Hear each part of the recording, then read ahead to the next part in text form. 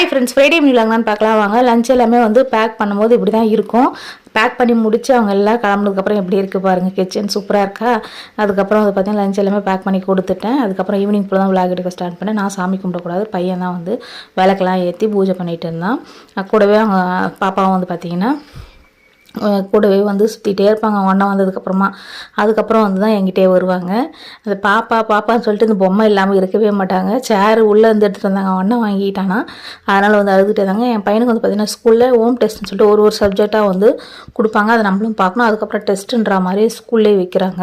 அவன் home work பண்ணுறது அதுக்கப்புறம் மற்ற எல்லாத்தையுமே செக் பண்ணிவிட்டு நைட் டின்னருக்கு வந்து தோசையும் இந்த பொட்டுக்கடலை சட்னி மாதிரி வச்சுட்டு அதில் வந்து பார்த்திங்கன்னா இந்த கிரேவி ஒன்று பண்ணுவாங்க. சூப்பராக இருக்கும். நான் வந்து உங்களுக்கு தனியாக வந்து எடுத்து போடுறேன் ஒரு நாளைக்கு. சிம்பிளாகவும் பண்ணிடலாம். அதுக்கப்புறம் வந்து நல்லா கிரேவி வந்து பார்த்திங்கன்னா நல்லா டேஸ்ட்டாகவும் இருக்கும்.